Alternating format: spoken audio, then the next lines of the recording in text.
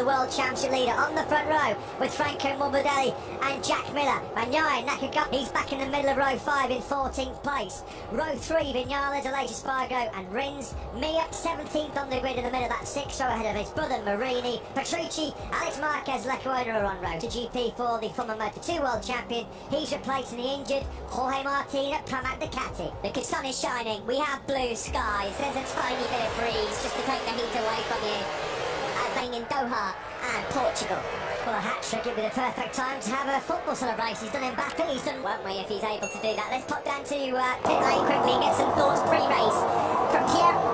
They've chosen what they have and what you expect to happen tyre-wise in the race. Yes, the majority with a soft front, so the medium rear is the best compromise in between the durability, so the grip is good, it's quite consistent. On the front, the medium one, it gives you more grip in maximum lean, when you're in the maximum lean, so all solution will be good for a nice race. Thank you, Pierre. Thank you very much, Job. Top 10. If he could do that, it would be a really, really, really good effort. Here he is on circuit just next to Valentino Rossi. Yeah, they've shared a few podiums around this famous Jerez circuit. Marquez will make it 4, coming from 14th place on the grid. The onus on this man, the pressure on this man. He's the live heart rates. Will it be the same way in the race? Bastianini's got a problem. At the start of this race, the yellow flag's waving, but now he's good start that front. Fabio Quartararo and Morbidelli as well. Quartararo gets swallowed. It's gone wrong. He got second. Bagnaia also got through on Fabio Quartararo. So Quartararo from pole has been pushed back down to 5th ahead of Nakagami, and Mir is there as well. There is Maverick Vinales just ahead of Alex Rins. Terrible start for Jerez through the first sector. 4 places down already. Franco Morbidelli looking to try and challenge. It's on the factory of Aprilia. Started from the middle of the 3rd row in 8th. He's already got himself up into 5th. He's a bit busy there down Pedrosa corner, Steve. He was having a bit of a tussle there with Marquez. Espargaro 12th. Binder did not get off to a bit for him. Well, Franco Morbidelli and Fabio Quartararo did get the big red blur flying by them. It was in the form of Thrills 2021. Goes on and on and on. And the nightmare start for him. Yeah, he looked time, and for the first time in 2021, Jack Miller will lead across the line. Marquez, here we go into turn 1. Yeah, so far, everything looking pretty rosy. Bradl's in there with Espargaro and Marquez, then he's dropped back to 14th now. Really poor first lap. The 2 Suzuki's then. Quartararo's gone down. Quartararo's just taken Bagnaia, I think, for 3rd place. Oh, twitch there from the Ducati of Pecco Bagnaia. They're side by side. They're closing up on Morbidelli as well. But Bagnaia with that brute horsepower, the Ducati just blitzes on by down to the Pedrosa corner in turn. Binder, just as he did in Jerez last year, has it all to do now as he rejoins the race right at the very back, isn't it? He drops off downhill, full fuel tank at this stage of the race. It's so easy to have that front end wash out from underneath you, and he hold on to it because now we go on to the start finish straight and the Ducati power comes into play. Yeah, Quartararo's done, it's not really been close enough. You can just see there Quartararo just hugging that inside line as much as he dared, just to make sure that was smart and savvy by Quartararo. Rins has got through on Taka Nakagami, so the Suzuki's now. There's a second between Vinales and Zarco, who after that really early interesting tussle with Jack Miller showed yesterday in FP4, certainly the back end of it when he eventually got out, that he has got some speed. Rins, disaster, no other word for it. Pure enough a disaster for Alex Rins in terms of his championship. In Portimao 2 weeks ago, and he's an early faller here at turn 6. Only on lap 3. Espargaro, that's fine, that'll do. 5th place for now. Not bad at all. You know he comes on strong at the end of races as the inside of Franco. And Aleix Espargaro brilliantly as well with a similar move right behind those 2 Yamahas. He took the podium early on here in the race. Brilliant by Aleix Espargaro. Quartararo then now eyes Jack Miller for the many times. We keep saying it. Rins throwing away yet another golden chance with a crash. He did it in Assen. He did it in Austria last year. He did it in Portimao last time out. Around turn though, he's closing up on the tail here of Jack Miller. Will he be even anywhere near close enough? Now looking to turn silly all over him. He's been able to pull away and he's now really hunting down Maverick Vinales. Fastest lap of the Grand Prix, since quicker than your race leaders. Joan Mir might need to find a way through on Nakagami shortly because Fabio Jack Miller surely into turn 13, and if he gets out front, he could bolt. Could be game over. Corner speed, he carried through 12. Absolutely brilliant Superb. That was all set up through turns 11 and 12. Easy does it. Fabio Quartararo leads. Here comes Miller though, with the power of the Ducati, but he's not over very, very quickly, because when this happened here in both the Spanish Grand Prix and Andalusia Grand Prix last year, 7, 8, 9 bike lengths between himself and Jack Miller. More pain and no gain. Then further back, you really see the start of that. But yeah, this field still have got major problems here, and that's only going to get bigger now. Mears wide, well wide. More drama at turn 6 for the factories. Speaking of Alex Rins, he's last. He's just set the fastest lap of the race. 38.114. We saw one of those aero wings, isn't it, Steve? It's now here, sectors 3 and 4, where the Yamaha just comes into its own. It'll stretch its legs. Near as strong as the Yamaha in this 4th sector, where it's fast, high-speed corners. The edge grip and the corner speed of the landscape's changing out front. And that's not like me, is it, Steve? Normally he's very, very patient. He picks his moments very... You're right. You could see Quartararo moving away at the front. A 37.7 is an outright lap record day as well, and he's doing exactly what we thought he would do, and what he wanted to do. Get to the front early on, and Miller, Morbidelli, and Aleix Espargaro on the Aprilia at the moment. That would be a best ever result for Aprilia. Further down the order, Pol Espargaro is in 10th ahead of Bradle and Marquez. The leading KTM is 7. Got to be careful with the exceeding track limits. Jack Miller at the moment just has not got the speed and the pace of Quartararo. He perhaps knows at the back of his mind there's nothing he will have for Fabio Quartararo. Well, in the past, far more mature, he was wise. He took what he got. So you'd think that after the start that Miller's at least so, everybody else was low to mid 138s. Quartararo, it's enough pressure that he's under his head. He's in the trenches. Well, he's digging himself out to it big time right now. He's responded with a third chase as a top 10. Just a couple of places behind these guys. Bastianini is coming through. He's up into 13th. He's just gone to Spargaro then in 10th. Yeah, Rossi's 17th, but that's only because the likes of Rins and Binder are going to Valentino Rossi. He's 8/10 at the moment behind Ika Lecuona, who's had his woes and struggles on the front of his case. Miller's not got a huge issue through the first 3 sectors. It is definitely the last sector where the claw's stuck into Quartararo. He's not letting him quite out of his sight here. He's really pushing that front end. Zarco is about to start attacking Maverick Vinales. He's got on him, getting by him will be a complete error on board with. That's Aleix Espargaro. Now Aleix Espargaro will be bargaining that maybe the Quartararo and Miller exchange high 137s yet again. Franco Morbidelli's digging 3 men.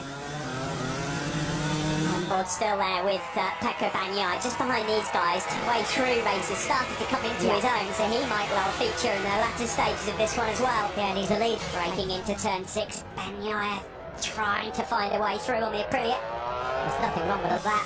Harvest GT on a dime at the moment. Pinpoint accuracy going into turn 6 from a lip up. Well, the gap between Quartararo and Miller at the front is still 7/10, but Miller is having to fight for 10th place. Yeah, 10th and 11th for Repsol Honda, not what we expected to see from Marquez. 9 months out of the saddle for him, just working his way back up to confidence, and 7.770, and the lead is over a second now as they head into turn 1, or just under a second to Fabio Quartararo and run his own race. He's not catching Fabio at this rate. Comfortably clear and more half seconds behind him. So it's quite a lonely second right now for Jack Miller, but it would be a massive... He's using the speed of his Ducati to get alongside Aleix Espargaro, and that will be so frustrating for the Aprilia. Nothing that Espargaro could do about that was that as long as Bagnaia gets that rear tyre hooked up coming through Ducati breaker, certainly the latest Ducati breaker, has taken over that mantle from Andrea Dovizioso in 2020. Here is Alex Rins then. Just put in his personal best lap of the race again. You can see that factory Suzuki, and that will be making this motorcycle behave not as it normally would do. There's theme going on here with Aleix Espargaro in 2021. They've written brilliantly as the Spanish Rustin Flow, where he loses a couple of places and then he comes on strong again. The same happened that's for 8th place.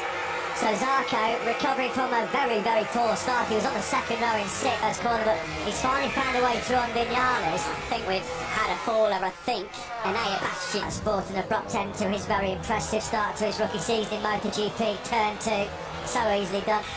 Bastianini was running well as well. He was 12th place. He was only 3/10 behind Marc Marquez, but he has rejoined the race, as did Alex Rins, as did Brad Binder as well. Well, big trouble looming here, Steve, for Franco Morbidelli on this lap alone in the first 2 sectors. I finished straight we go. Quartararo crosses the line, a 38 flat. Miller 1.3 behind, and it's Morbidelli. If Ducati were able to come out of today with 2 riders on the podium, he's found a way back through on the Frenchman.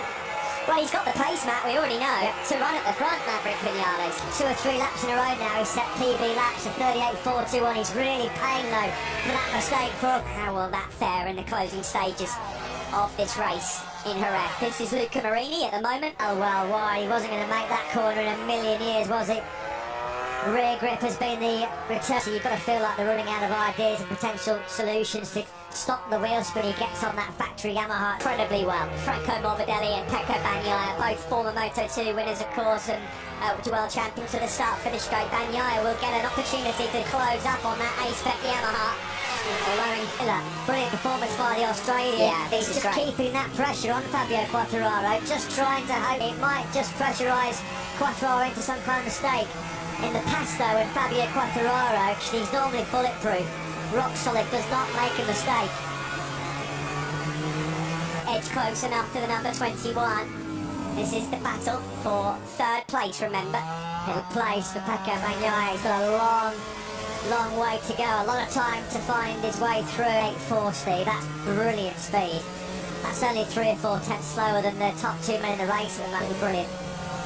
Around these fast right-handers here at Jerez, spectacular speed through turns 11. And now front still 1.2, Jack Miller 1.4, sorry, through the final sector. We'll keep track on that Bagnaia's got, and it's quite a big one, is that Morbidelli was brilliant. Has been all weekend through that 4th sector. Stronger all weekend than Morbidelli in that 4th split. Both Vinales and Mir and Vinales with the low 138s. As we get close to halfway distance here in the Spanish Grand Prix. With the threat being posed by Taka Nakagami, Brad Binder's dreadful day just gets even more. Last year where he had a spectacular high side, 2 falls then today for Brad Binder. Bastianini's entered. Yeah, he's going to be gutted about that, Brad Binder. He was full of beans on Friday, really fancied his chances. Well, let's tame him to date than the one he had there last year, because that was a monster, big high side. He went straight on, didn't he, into turn 5 in the first race, yeah, and then in the second one he'd already hit on the veil and then high side. Everything's all A-OK. He's on his feet, so no obvious damage, but after a big crash yesterday, that's going to be marked down as a very disappointing weekend. Bagnaia's batting a tenth a lap slower than Quartararo, but the problem is at the moment, Quartararo is fully engaged for Hey Lorenzo. But wrong, he's not making a mistake. And neither is this man, Franco Morbidelli. Is he about to just get picked off on that 2-year-old aging wise RM1? And he's still able to keep Pecco Bagnaia at bay. In the background there, Alicia Spargaro with just a touch quick. 3 races. Nakagami's right tucked up behind him as well. At the moment, I'm sure that Gigi Dali. What's happened here at the front? Has Quartararo made a mistake? He must have done.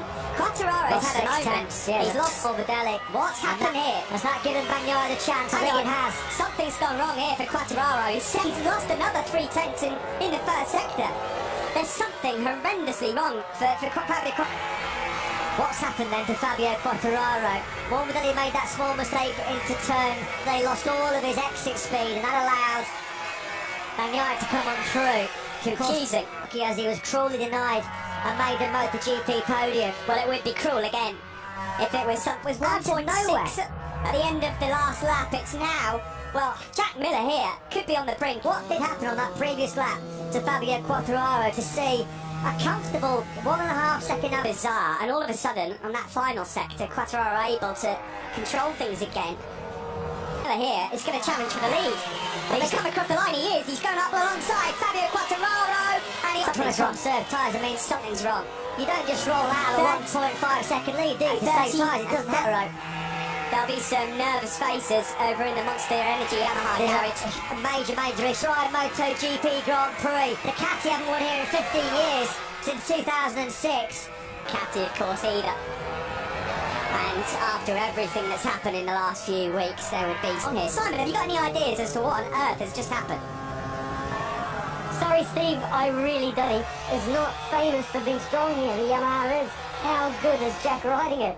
Couldn't agree more. Man's shoulders. Look at the Ducati guys. They are so nervous. Lynn Jarvis is... Bagnaglia's about half a second clear already. Now the gap between Miller and Quartararo. Quartararo against another mid-one with the Yamaha of Fabio Quartararo. I mean, it can't be tyres. They can't just fall off the cliff. Cook the tyres. Yeah, has he overcooked the tyres? Who knows? Oh, and he's wide there as well. It's not the first time he's done that. It just looks pedestrian through turn 6 there. Pedestrian. Yeah, there's a big having a look just to see where everybody else is. He knows that something's going wrong here. 1 year since 2006. Could be on for a 1-2. Guys, if I had to guess, more an entry more than exit. He's going to have major problems hanging on to a podium thanks to that, to cling on to second place. We thought he was going to be a dominant runaway leader.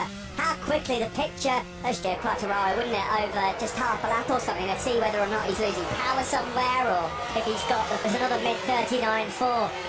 On that last lap, he was 1.1 seconds slower than Jack. Can't even believe how quick he is. Look, here he goes. Fabio Quartararo is not racing at this point. No, he's about to come past as well. There's not going to be a podium here for Fabio Quartararo, which is cruel luck.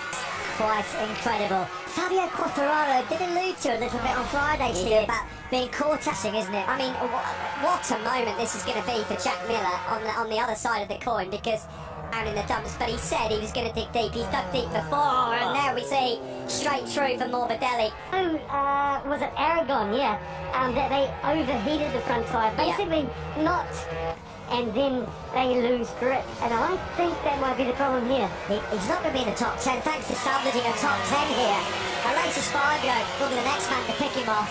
Taki Nakagami's rotten out, but there's some guys coming here. Nakagami and Mir are flying. Talk about rolling roadblocks. Fabio, you have to feel for him, don't you? You just can't. Look at that, attacking Aleix Espargaro through turn 4 and trying around the outside Lorenzo style into turn 5, and he goes straight forward at the inside of Fabio Quartararo. Oh, he's a bit wide and deep there with Nakagami, and Mir has picked up Aleix Espargaro as well. He was caught now. You can see he's got the speed there, close there. Quartararo is not only going to lose this race, which Grand Prix and the early championship chase has changed altogether. Unbelievable. And that sometimes does not quite go. This one will really hurt Fabio Quartararo. It will sting so well out there. So well. About 10 minutes ago I would have lost my house because I'd have put my mortgage on Fabio. Girl, this does pick him off. Didn't have to work hard for it. I look over the shoulder from Quartararo, gets a face full. Jack Miller has got to do everything he can by the way out front to hold on that, because Nakagami's lapping half a second through Quartararo going into turn 5. This is really humbling. It's a tough one. Well, he won't believe it, will he? Well, Fabio Quartararo. I mean, at the moment, the guy is doing... I won't be surprised very quickly if he's not in the 41s for Fabio Quartararo. You really do. It's unfair. It is unfair. We'll find out and pick this. There's something monumental going on at the front because Morbidelli's now closing back up on Bagnaia. But I've got to be honest, I'm really hoping Jack can hold on to this. Yeah, could not agree more. Season, a couple of 9th places, very underwhelming in the Qatar doubleheader, an early crash out of the top 6, that more than Jack Miller. And today, it could be the day where he takes that first dry race victory as well. This is how it looks at the moment. I mean, that's going to go. What do we say? Quartararo will be in the 41s very quickly. It was nearly 3 seconds slower than your race leader Jack Miller. 3 seconds this race, 5 laps to go. Miller leads, 1.7 clear of Bagnaia, his teammate Ducati on for an absolute free fall. He'll need a parachute to stop himself dropping back to the pack soon. It's been at the moment he's going to Le Mans level, 66 points. Way to run Pecco Bagnaia, but Quartararo is not going to be able to defend positions from Espargaro. That advantage of 1.8 seconds over Bagnaia. 4 to go for the Australian, and still pair of them. Jack Miller here, the 26-year-old from Townsville. Just such an emotional victory, and the best stories of all in sport are when someone is... What did we say yesterday when he got on the front row? You cannot keep a good man down for too long. He gets to 2016 when he was part of the Mark VDS Honda project with his only solitary at the Dutch TT. Well, if you cast your mind back to the loops down there, this is something very special for Ducati at a circuit they have notoriously. He missed half of FP4 yesterday. A crucial session to Motogp riders, but he made up. Position progression. Look away now if you're a Yamaha and a Fabio Quartararo fan. Comfortably inside the top 3 until about lap 17 or 18. It's looking Not like even the top 10. It's looking like he's going to pick up to see anything of interest information-wise on the front and the rear tyres there. Now at the front of this one, the gap has come down and there's still 3 laps left. There's Pecco Bagnaia smell for his teammate Jack Miller. This would be a late body blow being delivered by Bagnaia, wouldn't it? Nakagami's with this awful Sunday in Spain just gets worse and worse and worse at the moment. Oliver, who's about to fly by the Frenchman as well. This is going to, but nowhere near. Like we say, Fabio Quartararo has not been racing in this Spanish Grand Prix for into a point or two. And as we cross the line with 2 laps to go, Miller's got a second. I know somebody who's going to be very, very nervous and very excited watching this Grand Prix back at home. This is right now. Well, just imagine. I mean, I don't know what time it is over in Oz at this moment in time, but guys, I'm probably through the roof. Fire with you. Peter and Sonia fire at the barbecue. Get us on fire here in Spain. It's not over though. The gap's now under a second. Pecco Bagnaia, remember, also nervous last lap. It should be a rider of Jack's talent and his experience. It should be a Bagnaia. What a tale this would be for Jack Miller. When was the last time Ducati had a one? Out to 1.2 in the last sector is Jack Miller, and as we round turn 13, he's got 4. Jack Miller taking this fantastic victory. What a moment this would be. Well, he's called through. They're all so nervous down in that side of the factory Ducati garage. Jack Miller about, what, 4? To take victories, you have to when you're a factory rider. It's been a long, long wait since Assen. Twilling. He looks so calm. I can't believe how calm he looks. But it's just half a lap left now for Miller.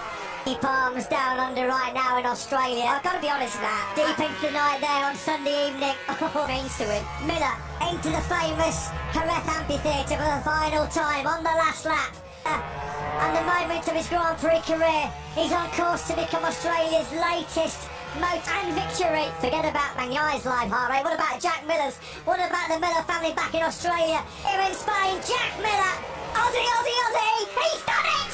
Miller wins in Lunium, in Australia as well. Get the national anthem ready and get the beers out. What a day. Mir and Alicia Spargaro 6th, Vinales 7th, Marc Marquez a great top 10. And what on earth happened to Fabio Quartararo? He finished 13th. We'll digest that one later. Take nothing away though from the brilliant, more popular rider in the paddock.